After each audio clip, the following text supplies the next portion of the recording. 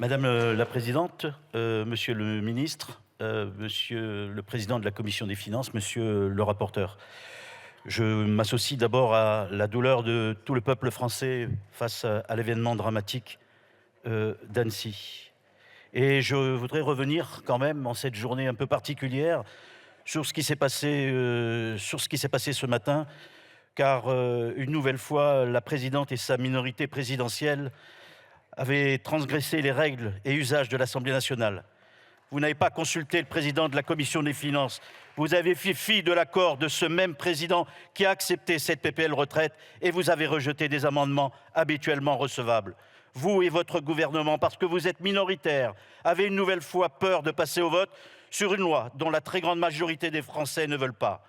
Les Français ne veulent pas perdre 2 ans de leur vie. Vous piétinez le Parlement, c'est un abus de pouvoir. Vous publiez des décrets d'une loi qui n'a jamais été mise aux voix. Vivement la 6e République. Alors, venons-en à la taxation des transactions financières et espérons que nous aurons un débat de fond. Car pour nous, l'économie est un moyen et non une fin en soi. Nous voulons développer des outils de contrôle et de régulation pour inventer un contre-modèle au néolibéralisme.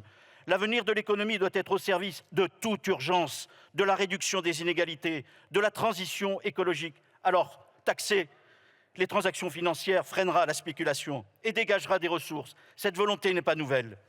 En 1930, Keynes était déjà favorable à ce type de régulation de marché. En 1972, James Tobin, prix Nobel d'économie, a été à l'origine d'un grand mouvement altermondialiste dont l'association ATTAC est l'une des héritières pour instaurer une taxation de la finance. Créée en 2012, la taxe sur les transactions financières est un prélèvement sur les opérations de vente d'actions. Elle concerne toutes les entreprises dont le siège social se situe en France et dont la capitalisation boursière excède le milliard d'euros. Depuis 2017, son taux de prélèvement est de 0,3. Dans l'esprit, elle a 2 objectifs. Limiter la spéculation outrancière d'abord. En ce qui concerne par exemple les cours de céréales, pour les gros négociants, c'est le jackpot. En 2022, elle compterait pour 40% de la hausse des prix en matières premières, nourrissant l'inflation que nous connaissons. Elle sert aussi à augmenter les moyens de financement de l'État afin d'abonder un budget national essoré par les cadeaux fiscaux aux plus riches. Attaque évalue les recettes d'une taxe potentielle élargie à hauteur de 10 milliards. Les estimations appliquées aux pays du G20 rapporteraient entre 156 et 260 milliards. L'enjeu de ce texte est d'agir sur des formes les plus pernicieuses du marché financier, les échanges intrajournaliers. Les traders achètent et vendent des titres dans l'espoir de faire un profit substantiel dans un court laps de temps, adossé à un outil informatique automatisé, le trading à haute fréquence. Ces échanges touchent 25 à 40% des échanges de la Bourse de Paris et jusqu'à 70% au niveau mondial. Élargir l'assiette de l'impôt sur les transactions financières, c'est simplement se redonner les moyens de contrôler l'intensité des échanges boursiers et d'y apporter de la transparence. Suite à la crise des subprimes, l'ensemble du monde politique a changé son fusil d'épaule pour réintroduire l'idée d'un contrôle accru des mécanismes financiers.